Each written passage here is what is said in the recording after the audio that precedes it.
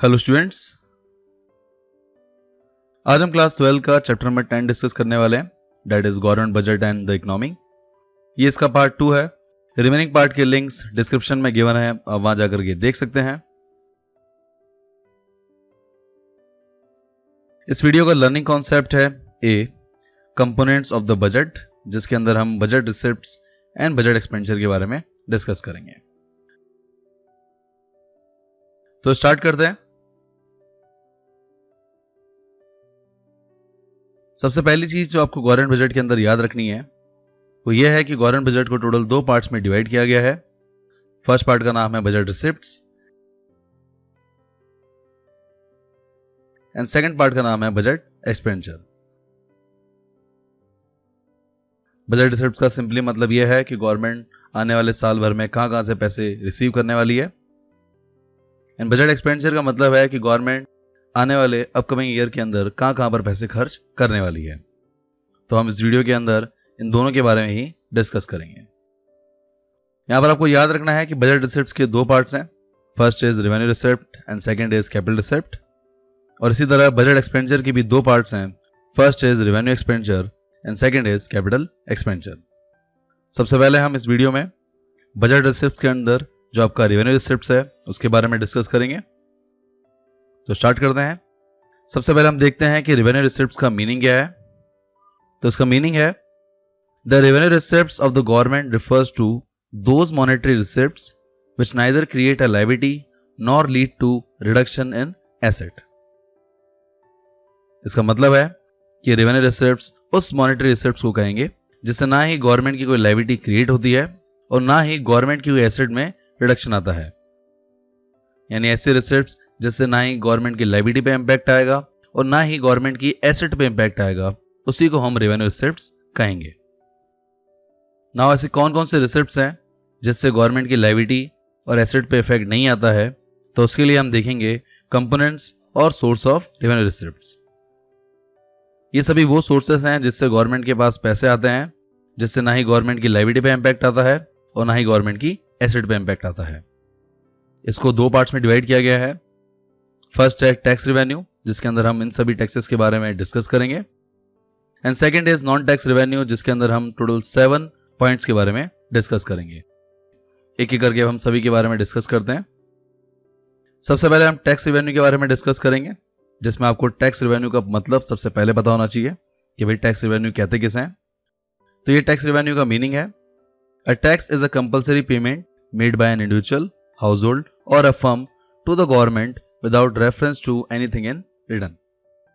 इसका मतलब यह है कि टैक्स रेवेन्यू आपका एक कंपल्सरी पेमेंट है जो एक इंडिविजुअल, एक हाउसहोल्ड या फिर एक फर्म गवर्नमेंट को पे करती है और जिसके बदले में आपको कुछ भी रिटर्न में नहीं मिलने वाला है, उसी को हम टैक्स रेवेन्यू कहते हैं। तो आपको यही याद रखना है कि टैक्स एक कंपल्सरी पेमेंट है, एक बार गवर्नमेंट को दे दिया तो उसके बदले में आपको कुछ भी रिटर्न में नहीं मिलने वाला। ये आपको अच्छे से याद रखना है। टैक्स रेवेन्यू आपकी वन साइडेड पेमेंट है। अगर आपने गवर्नमेंट को पे किया है तो गवर्नमेंट उसके बदले में आपको कुछ भी रिटर्न में नहीं देने वाली है, इसलिए इसे टैक्स रेवेन्यू कहा जाता है। नाउ हम इसकी कंपोनेंट्स के बारे में डिस्कस करते हैं। सबसे पहला कंपोनेंट है प्रोग्रेसिव एंड एग्रेसिव टैक्स। इसमें हम सबसे पहले प्रोग्रेसिव टैक्स का मतलब समझते हैं। इसका मीनिंग है a tax is said to be progressive when the rate of tax increases with an increase in income, so that the real burden of the tax is more on the rich and less on the poor. इसका मतलब है कि वो tax rate जहां पर income के increase होने से आपकी टैक्स रेट भी इंक्रीज होती है, तो उसी को हम प्रोग्रेसिव टैक्स कहते हैं।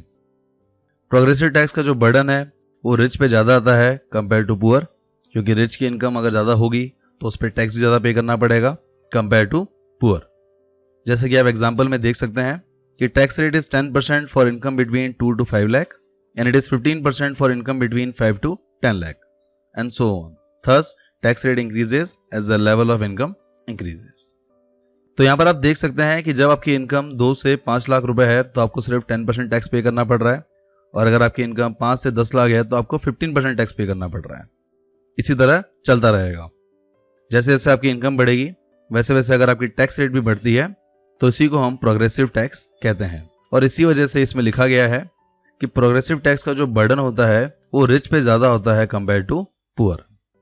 तो आपको यहां पर सिर्फ ये याद रखना है कि अगर आपकी इनकम बढ़ने से टैक्स रेट भी बढ़ रही है तो उस टैक्स को हम प्रोग्रेसिव टैक्स कहेंगे।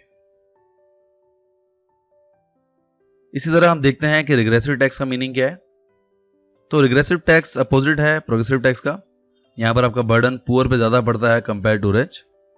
इसकी मीनिंग में भी यही लिखा गया है कि a tax is said to be regressive when it causes a greater real burden on the poor than the rich। कि वो टैक्स जिसका बर्डन पुअर पे ज्यादा पड़ रहा है कंपेयर टू रिच, तो उस टैक्स को हम रिग्रेसिव टैक्स कहते हैं। जैसा कि आप एग्जांपल में देख सकते हैं कि regressive tax include GST and property taxes which are set at a flat percentage regardless of who the purchaser or the owner is।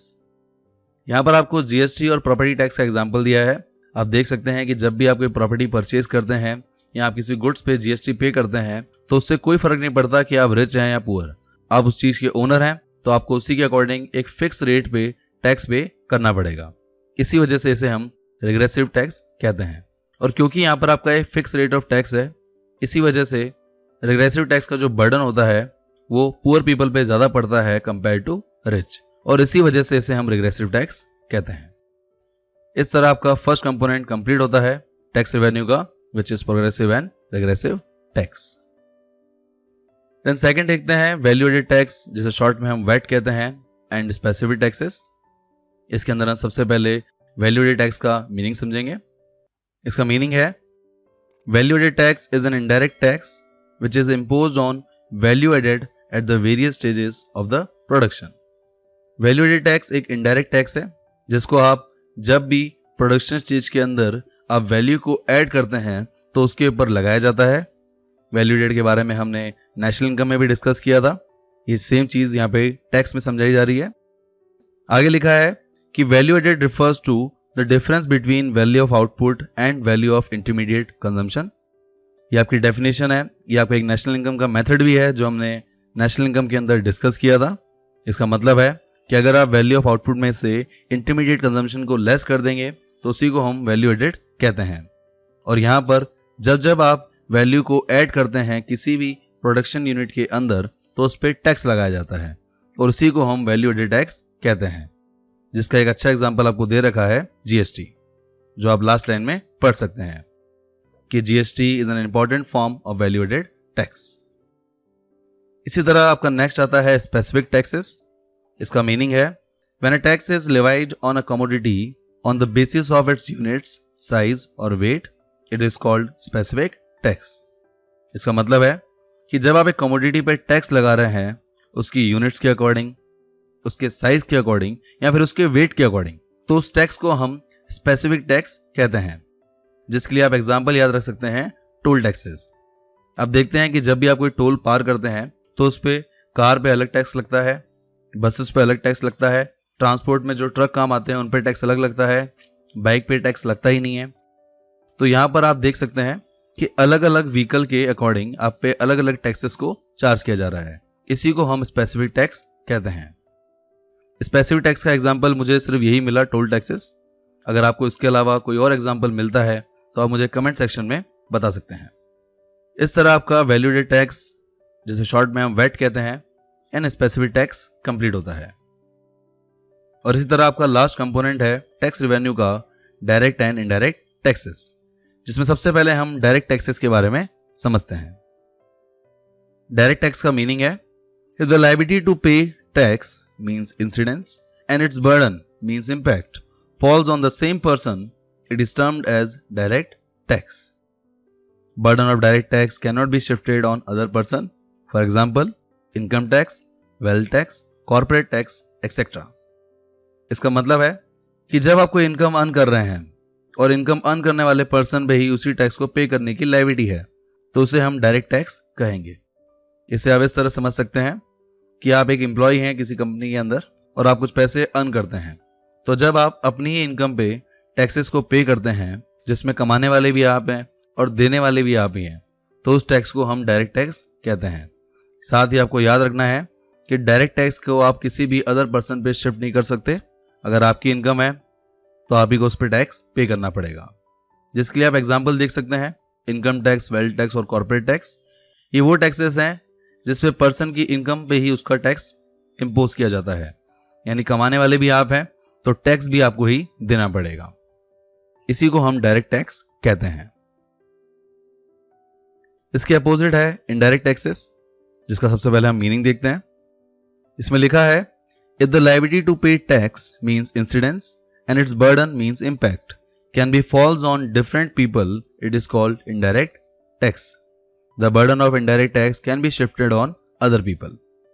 इसका मतलब है कि टैक्स पे करने की लायबिलिटी और उसका बर्डन अगर अलग अलग पीपल पे पड़ रहा है, यानी पे करने वाला कोई और है और कमाने वाला कोई और है, तो उसे हम इनडायरेक्ट टैक्स कहते हैं।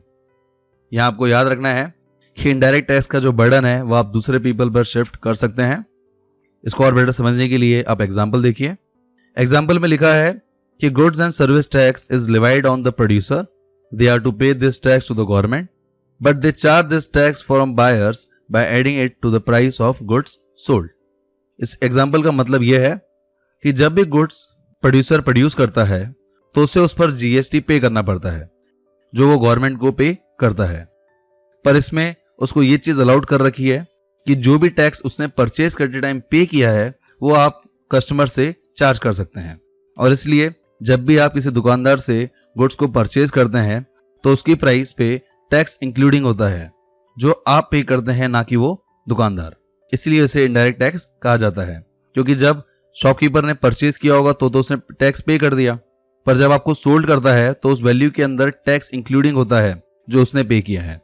तो आप यहां देख सकते हैं कि टैक्स पे करने वाले आप हैं और उसकी लायबिलिटी कोई और है। तो यहां पर बर्डन और टैक्स पे करने की लायबिलिटी दोनों अलग अलग पर्सन पे है, इसी वजह से इसे इनडायरेक्ट टैक्स कहा जाता है। और इस तरह आपका टैक्स रिवेन्यू के सभी कंपोनेंट्स कंप्लीट होते हैं। आई होप आपको ये सभी कंपोनेंट समझ आ गए होंगे। अगर इनमें से आपको किसी में भी कोई डाउट हो तो आप मुझे कमेंट सेक्शन में पूछ सकते हैं। इसके बाद आपका सेकंड आता है नॉन टैक्स रिवेन्यू। सबसे पहले इसका मीनिंग देखते हैं। इसका मीनिंग है non tax receipts are those receipts which are received from the sources other than taxes. तो काफी सिंपल मीनिंग हो गया कि टैक्स के अलावा अगर आप कहीं से भी रेवेन्यू को रिसीव कर रहे हैं, कहीं से भी पैसे कमा रहे हैं टैक्सेस के अलावा, तो उसे हम नॉन टैक्स रिसिप्ट्स या नॉन टैक्स रेवेन्यू कहेंगे। इसके अंदर टोटल 7 कंपोनेंट्स हैं। हम एक एक करके सभी के बारे में डिस्कस करेंगे। सबसे पहला आपका कंपोनेंट है फी, जिसका मीनिंग है a fee is a payment to the government for the services that it renders to the people. काफी सिंपल मीनिंग है इसका। इसका मतलब है कि जब आप गवर्नमेंट से कोई सर्विसेज रिसीव कर रहे हैं और इसके बदले में गवर्नमेंट को आप एक पेमेंट कर रहे हैं तो उसे हम फीस कहते हैं। जिसके लिए आप एग्जांपल देख सकते हैं। यहां पर आप land registration fee, birth and death registration fee, passport fee, court fees, marriage registration fee, tuition fee in schools etcetera, ये सभी फी के एग्जाम्पल है जो गवर्नमेंट अपनी सर्विसेज को दे करके आपसे रिसीव कर रही है। यहां पर एक नोट भी है जो आपको याद रखना है कि these fees is not a payment or price for commercial service. It is a payment for administrative and judicial services provided to the people. इसका मतलब यह है कि जो फीस आप गवर्नमेंट को पे कर रहे हैं डिफरेंट रीजन की वजह से, जहां पर आप land registration fee, passport fee, court fee, marriage registration fee, ये सब चीजें पे कर रहे हैं, तो ये कमर्शियल सर्विस नहीं है। गवर्नमेंट कमाने के लिए आपसे ये फीस चार्ज नहीं कर रही, ये फीस आपसे चार्ज की जा रही है क्योंकि ये एडमिनिस्ट्रेटिव और जुडिशियल सर्विस के अंदर आती है। तो गवर्नमेंट एडमिनिस्ट्रेटिव पर्पस के अकॉर्डिंग आपसे एक नॉमिनल फी चार्ज करती है। इसलिए आपको याद रखना है कि फी कमर्शियल सर्विस के लिए नहीं दे रहे आपने जो एडमिनिस्ट्रेटिव और जुडिशियल सर्विस ली है उसके लिए आपको एक नॉमिनल फी पे करनी पड़ रही है। तो गवर्नमेंट का फी रिसीव करना एक कमाने का सोर्स नहीं, बस आपको एक सर्विस प्रोवाइड करना है जिससे वो इजीली काम कर सके। तो ये आपका फर्स्ट कंपोनेंट था नॉन टैक्स रिसिप्ट का, विच इज फीस। इसी तरह आगे देखते हैं। सेकंड कंपोनेंट है नॉन टैक्स रिसिप्ट्स का फाइन्स एंड पेनल्टीज। तो इससे तो आप सभी रूबरू होंगे। इसका मतलब है कि these are those payment which are made for breaking a law, कि अगर आप कोई कानून तोड़ते हैं और उसके बदले में आपको गवर्नमेंट को कुछ पैसे देने पड़ते हैं तो उसी को हम फाइन्स एंड पेनल्टीज कहते हैं। यहां पे याद रखना है कि the aim of fines and penalties is not earn revenue but to make people respectful to the laws, कि गवर्नमेंट आपसे ये जो पैसे रिसीव कर रही है in the form of fines and penalties, तो ये पैसे कमाने के लिए रिसीव नहीं कर रही, ये आपसे इसलिए चार्ज किए जा रहे हैं ताकि आप लॉ की रिस्पेक्ट करें। तो कोशिश करना कि लॉ आप ब्रेक ना करें। इस तरह थर्ड आपका आता है सोर्स एस्चीट। इसका मतलब है कि escheat refers to that income of the state which is arises out of the property left by the people without a legal heir. There are no claimants of such property, the government makes revenue out of it. तो काफी tricky definition है, बस समझना काफी easy है। सो समझने के लिए हम एक एग्जांपल लेते हैं। सपोज कीजिए कि आपके पास एक लैंड है जिसके आप अकेले ओनर हैं, आपके कोई रिलेटिव्स भी नहीं है, कोई एग्जीक्यूटर भी नहीं है जिसको आप ये लैंड शिफ्ट कर सकें। तो अगर आपकी डेथ होती है तो उस डेथ के बाद अगर आपकी प्रॉपर्टी का कोई भी लीगल ओनर नहीं है तो इस केस में गवर्नमेंट उस प्रॉपर्टी को ले लेगी और उसको बेच करके उससे रेवेन्यू जनरेट करेगी। इसी को हम एस्चीट कहते हैं। तो काफी यूनिक इनकम है गवर्नमेंट की कि अगर आपकी प्रॉपर्टी है और उसका कोई ओनर नहीं है तो गवर्नमेंट उसे ले करके उसके थ्रू रेवेन्यू जनरेट करेगी और इसी को हम एस्चीट कहते हैं। इसी तरह आगे देखते हैं। आगे आपका फोर्थ है स्पेशल असेसमेंट। ये भी काफी यूनिक इनकम है गवर्नमेंट की। इसका मीनिंग है special assessment is that payment which is made by the owners of those properties whose value has appreciated due to developmental activities of the government। इसका मतलब भी आप एग्जांपल के साथ समझें। मान लीजिए आपका एक घर है जिसके आसपास गवर्नमेंट कोई प्रोजेक्ट कर रही है जिसकी वजह से आपकी प्रॉपर्टी की वैल्यू इंक्रीज हो चुकी है। तो जितनी आपकी प्रॉपर्टी की वैल्यू इंक्रीज हुई है उसके अकॉर्डिंग गवर्नमेंट आपसे कुछ पैसे चार्ज करेगी, क्योंकि उनकी वजह से आपकी प्रॉपर्टी की वैल्यू इंक्रीज हुई है। उसी वैल्यू के अकॉर्डिंग जितनी भी आपकी प्रॉपर्टी में इंक्रीमेंट आया है तो आपको कुछ अमाउंट गवर्नमेंट को पे करना पड़ेगा। उसी को हम स्पेशल असेसमेंट कहते हैं। आप एग्जांपल में देख सकते हैं कि when a result of construction of roads और construction of drains etcetera value of the neighbouring property और its rental value appreciates, then a part of the developmental expenditure is recovered from the owners of such property by way of special assessment. इसका मतलब है कि government अगर आपके घर के आसपास कोई रोड का कंस्ट्रक्शन करती है या फिर ड्रेन्स का कंस्ट्रक्शन करती है तो उससे अगर आपकी प्रॉपर्टी की वैल्यू इंक्रीज हो जाए या फिर आपकी रेंटल वैल्यू इंक्रीज हो जाए तो उसके बदले में गवर्नमेंट आपसे डेवलपमेंटल एक्सपेंडिचर रिकवर करेगी, जिसे हम स्पेशल असेसमेंट कहते हैं। तो ये भी एक काफी यूनिक इनकम है गवर्नमेंट की, तो आपको अच्छे से याद रखना है। इसी तरह नेक्स्ट देखते हैं। नेक्स्ट है आपका इनकम फ्रॉम पब्लिक एंटरप्राइजेस। ये काफी सिंपल है। जितने भी गवर्नमेंट डिपार्टमेंट रन कर रही है, जितना भी गवर्नमेंट प्रोडक्शन एक्टिविटीज में काम कर रही है, उससे जो भी पैसे कमाते हैं उसी को हम इनकम फ्रॉम पब्लिक एंटरप्राइजेस कहते हैं। तो इसे एक बार पढ़ के देख लेते हैं। इसमें लिखा है several enterprises are owned by the government. Government earns profit from public sector enterprises and also gets dividend on investment made by it. Example Indian railway, Nangal fertiliser factory, Indian Oil, Bhilai steel plant etcetera. ये सभी government के department है।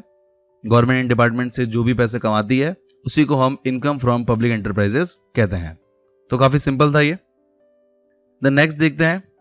Next आपका sixth है income from sale of spectrum like 3G, 4G और 5G। इसका meaning आपकी heading में ही कंप्लीट होता है कि अगर कोई कंपनी 3G, 4G या 5G के नेटवर्क लगा रही है तो इसके बदले में गवर्नमेंट जो भी कंपनियां 3G, 4G या 5G के नेटवर्क लगाती है उसके बदले में उनसे कुछ पैसे चार्ज करती है और इसी को हम income from sale of spectrum कहते हैं। ये काफी पॉपुलर इनकम है आज के टाइम पे, क्योंकि आज के टाइम पे सभी जगह fibre and 3G, 4G, 5G का यूज तो करते ही आ रहे हैं हम। तो ये भी एक काफी अच्छा सोर्स है गवर्नमेंट का रेवेन्यू जनरेट करने का। इसके अंदर ये लिखा है कि income from the sale of spectrum has emerge as a significant source of non tax assets of the government. कि ये भी काफी एक अच्छा सोर्स निकला है गवर्नमेंट का रेवेन्यू अर्न करने का। द नेक्स्ट देखते हैं 7th ग्रांट एंड डोनेशन। ये आपका लास्ट कंपोनेंट है नॉन टैक्स एसेट्स का। इसका मीनिंग है voluntary contribution which are received by the government from the rest of the world citizens of the country and international organisation are called grants and donation. इसका मतलब है कि अगर आपकी इकोनॉमी को, आपकी कंट्री को किसी और कंट्री से पैसे मिलते हैं, उनके थ्रू एक वॉलंटरी कंट्रीब्यूशन किया जाता है आपकी कंट्री के अंदर, तो उसे हम ग्रांट एंड डोनेशन कहते हैं। जो भी एक गवर्नमेंट का नॉन टैक्स रिसिप्ट्स का सोर्स है। और इस तरह आपके रेवेन्यू रिसिप्ट्स के सभी कंपोनेंट्स कंप्लीट होते हैं। तो इस वीडियो में हमने बजट रिसिप्ट्स के अंदर फर्स्ट कंपोनेंट रेवेन्यू रिसिप्ट्स को कंप्लीट कर लिया है। आई होप आपको रेवेन्यू रिसिप्ट्स अच्छे से पूरी तरह समझ आ गया होगा। अगर आपको इसमें कोई भी डाउट हो, किसी भी पॉइंट में कुछ भी समझ नहीं आए, तो आप मुझे कमेंट सेक्शन में पूछ सकते हैं या मुझे आप व्हाट्सएप पर कॉन्टैक्ट कर सकते हैं।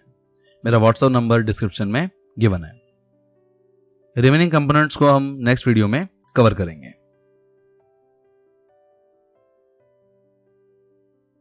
So thank you guys for watching this video. अगर ये वीडियो अच्छा लगे तो लाइक कीजिए। For more videos subscribe my channel success seat. इस चैप्टर के नोट्स के लिए आप मुझे व्हाट्सएप पर कांटेक्ट कर सकते हैं। साथ ही आप मुझे फॉलो कर सकते हैं on Facebook and Instagram for questions, queries and updates के लिए, and click on bell icon for daily updates. Thank you.